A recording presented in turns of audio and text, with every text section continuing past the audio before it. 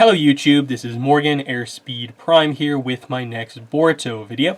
This one is going to be some speculation ahead of Boruto Chapter 56, which is coming out on March 19th. So in just about 10 days, we're going to be getting the new chapter of Boruto. So I want to come in here and give some final thoughts on Chapter 55, which we got, of course, last month, and then speculate about what could be happening in this chapter. People have been asking me to do a few more Boruto discussion videos, so I've decided that what I am going to be doing is one discussion video sort of in between each chapter review. So definitely let me know when in the middle of the gap between chapters you would like to see this video. Would you prefer it much closer to the release of the previous chapter, closer to the release of the upcoming chapter, or somewhere in the middle? That's just something that I'm not really sure about when I should do it or not. This was the time I was able to do it this month, but just, you know, let me know, would you prefer it closer, further away, somewhere in the middle, and so on. So yeah, let's get into it here. Let's quickly reflect on Chapter 55, the last chapter, and what happened in it. What were the main takeaways, so we can base sort of what's going to happen coming up next. So one of the major points was, of course, the reveal of what is the effect of Baryon mode on Naruto. Naruto's going to be okay. Kurama is the one who dies.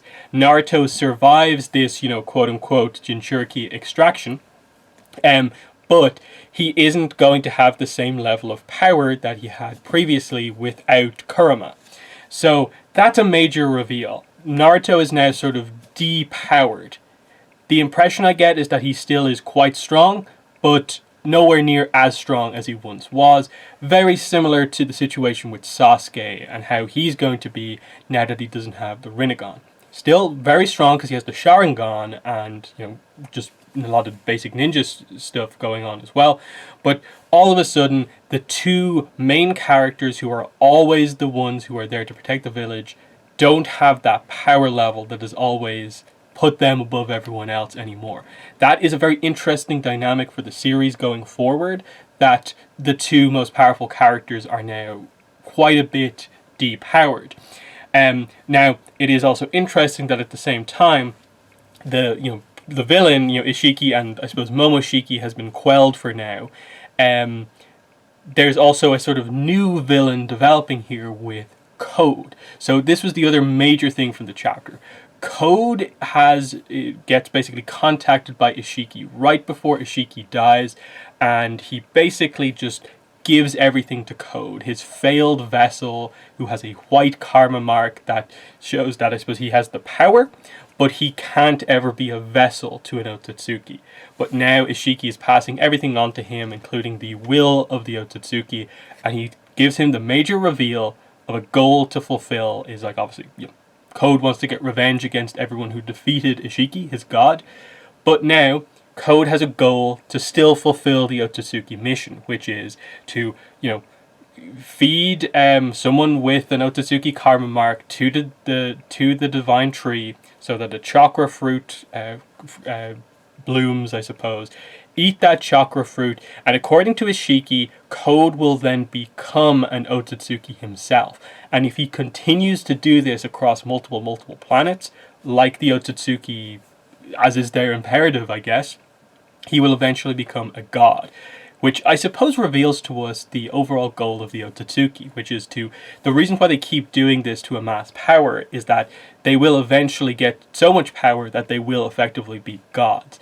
That's very, very interesting, and it speaks to, like, okay, where did the Otsutsuki come from now that we effectively kind of have a reveal that someone who is not an Otsutsuki can become one without having a kind of vessel type situation going on.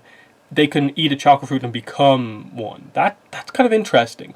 I still think the karma plays a role in this, in that he has the powers of an Otsutsuki, but he's not going to be a vessel. So that's kind of an interesting one to consider.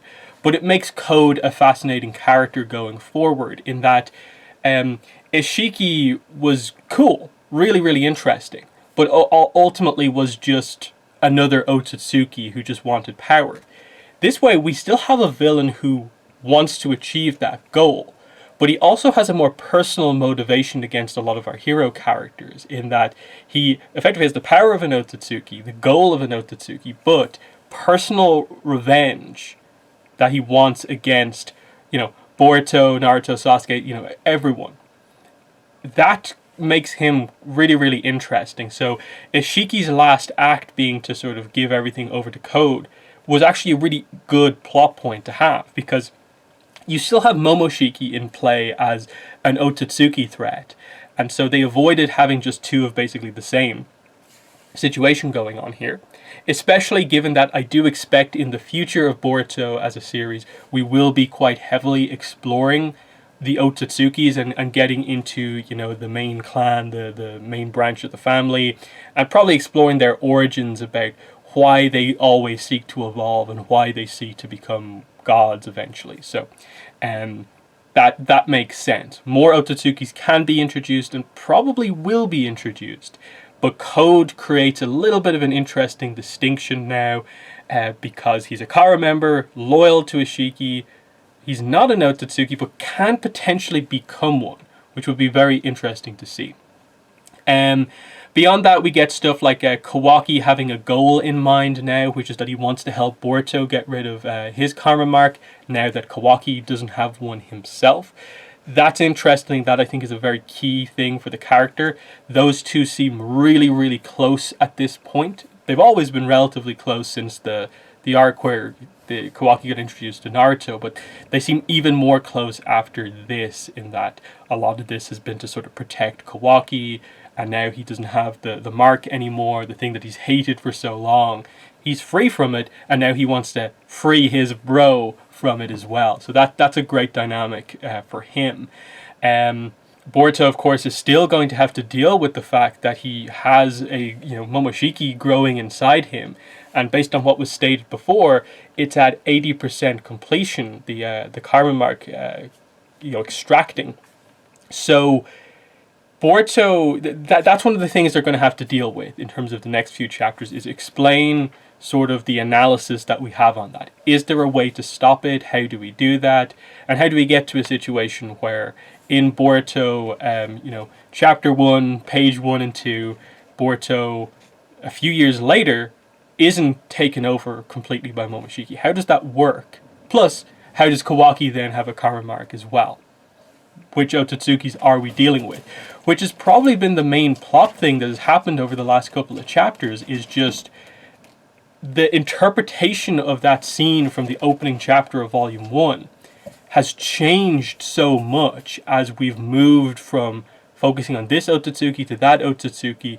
Now Code could fulfill his goals, become an Otsutsuki, and he could be the one who is suddenly implanting karma marks in people. Or it could be another Otsutsuki who arrives on the scene. We just don't know yet. And the more and more I think about it, the more and more I'm interpreting it as that opening scene in the future takes place a good bit into the time skip. I don't think we're going to come out of the time skip and be straight into Boruto Kawaki. No. We're going to have to do quite a bit of the time skip, a few arcs in the time skip, before we get to that scene. There's just way too much setup to do, and I don't think they're going to be able to accomplish it all in just a few chapters. So there's all that sort of stuff. I'm just quickly flipping through the chapter 55 to see if there's anything else I want to talk about. Amado's focus quite heavily on Kawaki. You sort of wonder, is there anything suspicious going on with him? He's probably going to be key in terms of analyzing Boruto and maybe trying to find a solution. But there's also a sense of, he schemed against Ishiki undercover. What's to say he's not scheming against us? Now, Kashin Koji, of course, we know has survived and is out there somewhere. We all expect him to come back into play, potentially to train Boruto, which would be very, very cool. And we know Kashin Koji and Amado are allies. So in terms of what's left of Kara, that kind of is it. So we've got Kashin Koji, who is not aligned with Kara right now. Amado, who seems to be, he's going to be part of the Leaf Village for now because they gave him asylum, I suppose, basically. Delta, last we saw her, she was sort of deactivated by Amado, but she's still alive, quote unquote, because it was revealed that there were like multiple bodies for Delta, but there's obviously the very important connection between Amado and Delta, so it's unclear about where that all is. Mainly in terms of, I suppose, if we're going to wait on Code to fully, deal with him until after we get to the time skip, what is Code going to be doing in the meantime? It would have to be building up an organization, building up a bit of an army. So he might want to see what members of Kara he can still get to join him, or go down a completely different path. That's going to be quite interesting. So there's that. Anything else that's not just quite getting into speculation yet? No, I think that's pretty much it. So let's get into properly speculating about the next chapter. The first thing I think that needs to be made clear here is what chapter we are dealing with. It's chapter 56, but in terms of a volume perspective, this chapter is going to be the first chapter in a new volume. Now you may be wondering, like, wait, does that make sense for chapter 56 to be that way? It does. Boruto, typically every volume has 4 chapters in a volume. And Boruto Volume 1 does have 4 chapters, but one of them is the Mitsuki one-shot chapter, which was technically a Naruto chapter. So there's only actually 3 Boruto chapters in this one. Everything else has 4. So if you do 55 current chapters minus the 3 from the first volume, then it's divisible by 4. So we're going into the first chapter of a new volume, meaning what we just finished was the last chapter of a volume. Now, that would seem like a positive in terms of, oh, we could go into the time skip immediately next. My thing with that would be that I think the way they finished off chapter 55, there's no way, I don't think, we're going straight into the time skip. I'd be very shocked about that. There has to be at least another chapter or 2 of just coming down from the big events of this major action set piece dealing with Ishiki and Momoshiki. There's a lot of details, pieces to put into position before we go into a time skip, because we have to establish what most of the characters are going to be doing during that time skip. Just like we did during the Naruto time skip. We set up Naruto is going to travel with Jiraiya. Sasuke's left the village. He's with Orochimaru, and Sakura is training under Tsunade. That's what we did. We immediately set those pieces and then came back with the characters having completed their training. They have to sort of do that again. And obviously people suspect that, okay, with Boruto, he's going to have to do some training, and there's a bunch of characters he can do it with. Sasuke, who is his, sensei, I suppose, master. Naruto could train him. And Kashin Koji, there's a certain expectation about as well. But what exactly will they do? Kawaki is also going to have to do training, because he seems to only have basic ninjutsu now, and he's going to want to, I suppose, expand his ninjutsu skills. And I'm guessing, again, probably Naruto will maybe train Kawaki. That seems to be the angle that they're sort of going for. That seems really cool. Which leaves, I suppose, Sarada and Mitsuki. What are they going to do? Because they're going to need to develop as well.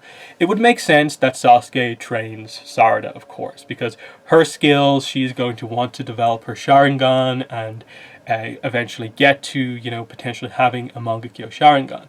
The question that everyone has had about Sarada's power advancement is, of course, how does she make the jump from normal Sharingan to Mangekyo without something absolutely terrible happening to her?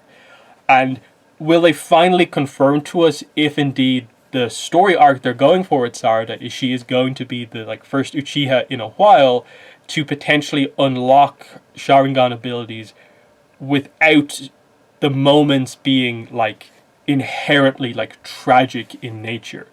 Because there's always been that slight angle of, to a degree, she's unlocking some of this through, in a way, happiness, more positive feelings. Might that be a key thing here? And so she unlocks a Mangekyo Sharingan, but it's maybe a Mangekyo Sharingan with a different moveset to it that is different and represents this new era and new potential for the Uchihas. Something along those lines I think would definitely be cool. Have more training with Sakura as well. Makes sense. Mitsuki is an interesting one in that Orochimaru would make sense to be the one who trains him, but with him, you feel like a lot of his training could have been done already.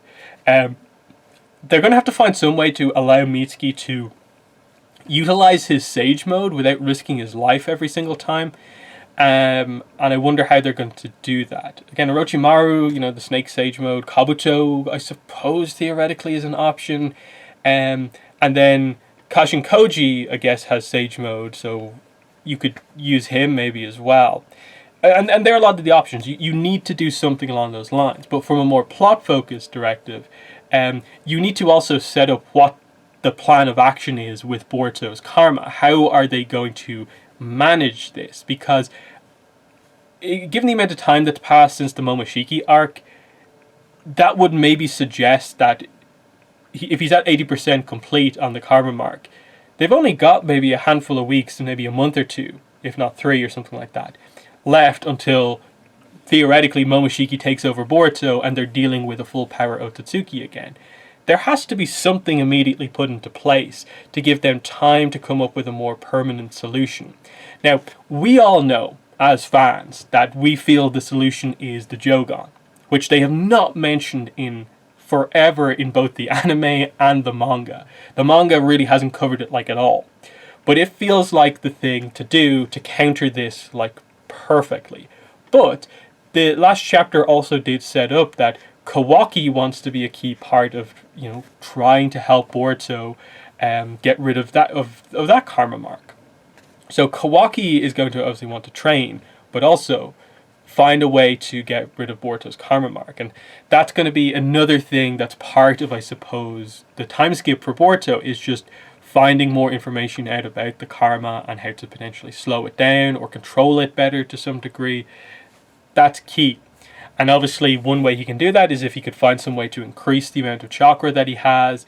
That way he can still do a lot, but he only gets down to that limitation where suddenly Momoshiki can take over if he really, really pushes himself to his absolute limits.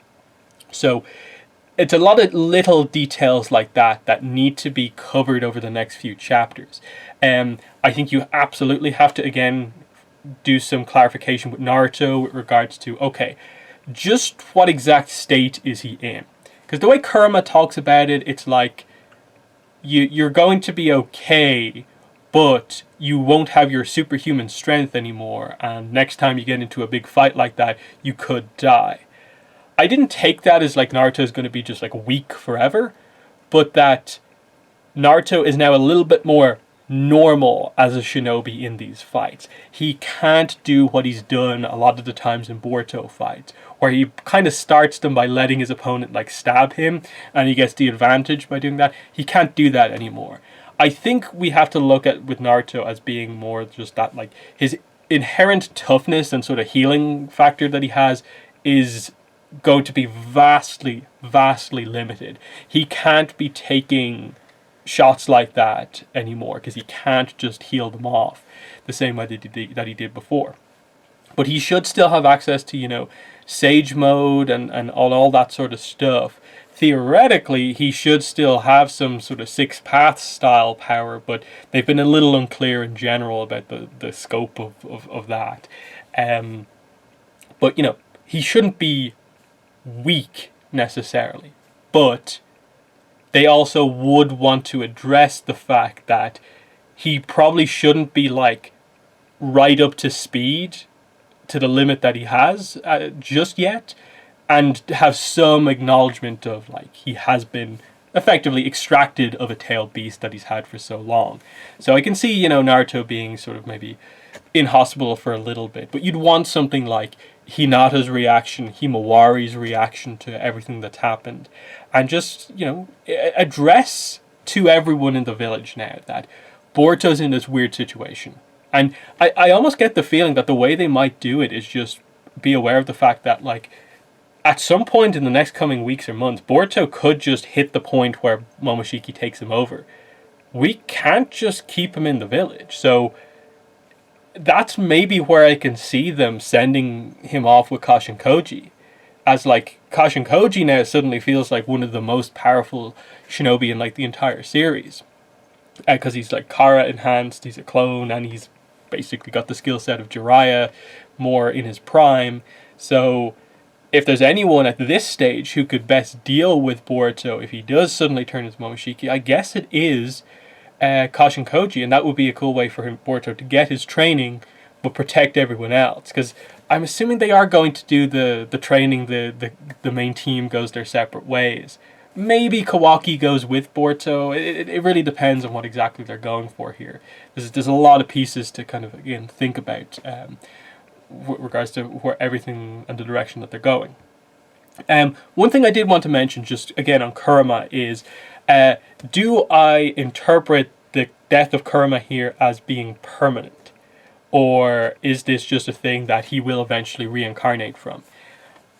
It's hard to speculate on. Ultimately, what I would say is that I don't think the scene of Kurama's death was hit home so hard that it feels like it is this super, super permanent thing. I think it would have been a little bit more emotional if it was Kurama gone for good. I think they're going to play it like he is gone for good. But I wouldn't at all be surprised if in the middle of a really, really big moment, Kurama appears suddenly. And obviously, based on what we know, that would be full chakra monster, nine-tails fox, just out in the open, free, not a Jinchuriki with anyone. And that's really interesting all of a sudden, to have the nine-tails fox out separate but friendly. And what do they do? Might they want to connect him with someone else? And might another character become the nine-tails Jinchuriki? Or will we just utilize Kurama as a free tail beast? They're interesting things to consider, and I can see that really being something that they actually go for. In that, if we're going to be getting into battles against potentially multiple Otsutsuki later on in the series, I don't really have much of a problem with just a tail beast just being around the place, and potentially Kurama just allowed to sort of live in the outskirts of the Leaf Village and protect it. The beast that once destroyed it is now back and is just there, and everyone acknowledges it. That would be really cool. It would represent a major turning point in terms of the opinion on tail beasts. But again, it's speculation. I think that's much further down the line. Right now, it is more of a case of Naruto having to deal with the fact that he doesn't have a Kurama, and he's probably going to have to really test what are the new limits of his powers. Same with Sasuke. And the Leaf Village now is in a little bit of a kind of crisis to a degree of acknowledging okay, Naruto and Sasuke are still powerful, but the Leaf Village is suddenly much more vulnerable now without them, with their max powers. And suddenly does put more pressure on, the main trio to have to step up. That this training is going to really have to take them to the next level. So, that's, I think, a lot of what I wanted to talk about with those characters. Again, like I said, Amado they're going to use in some way with regards to, I think, figuring out how to fix Boruto and the Carbon Mark. Maybe some of his plotting will come out. Code, like I said, I think they'll more take the approach of establishing what his plan of action is. I'd be a little surprised if they did have Code just attack and go try and achieve his revenge immediately. But also, it's hard to exactly predict what the scope is for Code as a character. Is he just going to be, I suppose, the villain for the next volume? Basically, the next 4 chapters, and then we go into the time skip, and we've dealt with Code as that happens? Or, while we're doing this potential arc of 4 chapters to go into the time skip with the next volume, are they going to set up what Code is doing? And we build to the first time skip arc is the battle against Code and what Code has prepared. That could be really cool, but where do you go then after that? Because of course we're going to have to get to Boruto Kawaki eventually, and then Otsutsukis, I suppose, are the main threat to the world. So there's a lot of stuff like that that's kind of hard to fully predict. I'd also like to see some stuff, like maybe see some of the other characters, like say Konohamaru also realized that with Naruto depowered, he might have to step up. And I'd really like to see a character like that really take a leap forward as well. I don't know if we're quite going to see that, but that's just that point. One final thing, I suppose, more reflecting on the last chapter, and I think I alluded to in my review, but I didn't have the manga chapters on hand to fully make the connection, is this. So in the chapter, I think I noted the fact that we get the cutaways to the markings on the wall. And I couldn't immediately remember in my head, like, wait, what did the wall look like before? And, like, has one turned on or has one turned off here? And I looked back for the chapters where we saw this previously. It is in volume 9 here. And that's when Sasuke finds this wall. And you can see it there in the background. They're all white. None of them are black. But also the two on the side here are broken. But the two that we're dealing with here in the middle, the one that is, I suppose, Ishiki and Kaguya, that's what we're talking about here. And you can see there, they're both white there in these chapters, in addition to the other two on the other side being white. But they do note here that the one for Ishiki, I'm interpreting that sort of mohawk horn as being the Ishiki kind of symbol, goes black. And I think this is meant to signify Ishiki's death. That there's no karmas, he's not roughly alive because he's still alive in a karma mark, but he's fully gone. And it would make sense because I suppose Kaguya is still alive as such. She's just obviously sealed in the moon in a different dimension. But she's still alive as such. I don't know, again, this is where, like, I don't think we know the full details about which Otsutsuki the other symbols are referring to. But at the very least, in this location, there are symbols on the wall to cover 6 Otsutsuki. And, you know, we don't know so many Otsutsuki that we can immediately fill in everything. So I think that's quite notable there in terms of where we are going. And again, we're going to have to get some in-depth information about the Otsutsukis at some point, and I assume we'll eventually gain an understanding for what this location is, because again, you have to acknowledge that the whole Code is the one who guards the Ten Tails, which is the seed for the Divine Tree. So he has that section of the plan ready. He's in direct control of that. But to accomplish what he needs to do, he needs to feed Kawaki or Boruto into the tree, into the Ten Tails, to form it into a tree that will get a chakra fruit out of. So the question is, does Code act now, in the coming chapters, or does he wait?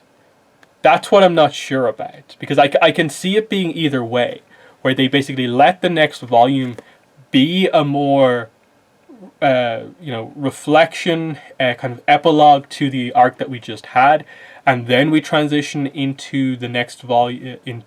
With the next volume, after the one we're about to get, then we go into the time skip. Because, like I said, we need the setup work to be in place to establish what all the characters are going to be doing during the time skip. If they just went straight into it, we'd be left a little bit confused and be asking, I think, a few too many questions about, wait, like, we didn't even get like a reaction to most characters about the end of the last arc. So I think we are definitely getting a, continuation from where the last chapter left off. That's definitely happening in my mind, at least. So I think that's pretty much everything I wanted to talk about here in this chapter. So in the comments, let me know what your thoughts are as we head into chapter 56. Do you have any final thoughts about chapter 55? And what do you think is going to happen in 56? Where do you think the time skip is going to happen? And what do you think they're going to be doing in all of this? And just, any thoughts on anything I said during the video. And the final question is obviously, with regards to these speculation videos in between chapters, would you prefer them to be like immediately after a new chapter comes out? more in the middle between chapters or closer to the release of like the next chapter? I really want to know that. But that's been the video. Thanks for watching, and bye.